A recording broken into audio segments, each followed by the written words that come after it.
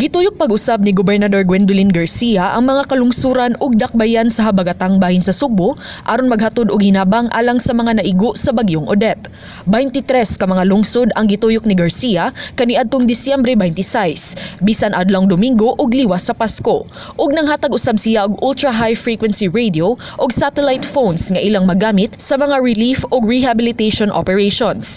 Kini aron makahatag sila og update bisan og walay signal.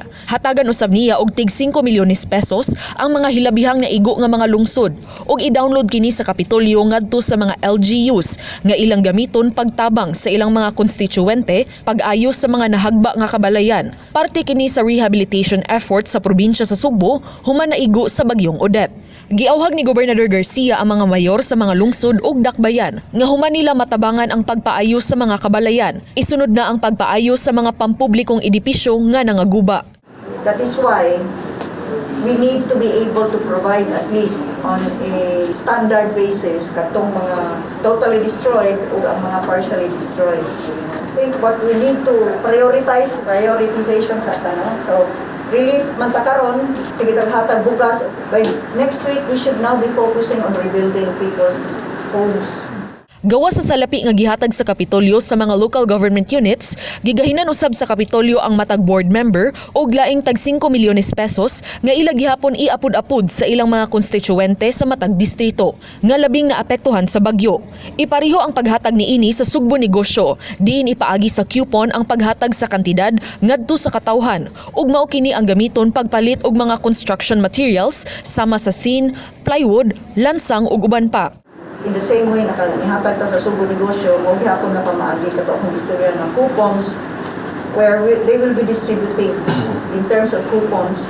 Ma-redeem na nila sa mga partner hardwares nato, partner supermarkets, partner appliance stores, whatever they need for as long as in kind nga they will need for their own to rebuild their lives kana ato unahon usa.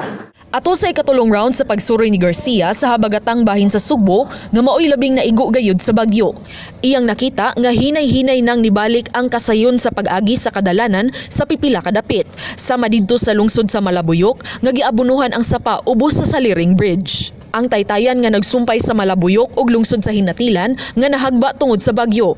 Gibutangan na karon og temporaryo nga I-beam nga puthaw aron makaagi ang mga sakyanan. Ilabi na kadtong maghatod og relief goods ug mag-clearing sa kadalanan. Nasuta usab ni Garcia nga ubay-ubay na nga mga poste ug kabalayan ang napasiga na sa Sibeco. Today 60% Asturias, today 60% na. Household level na siya kadam. And ang ato ang resources din karon na ruta ang problema ng sa transmission but we're working on it to ensure power for pinamungahan as Asturias by New Year. Uban sa report ni John Fredson Granada, Paula Mendoza, Balita sa Sugbo.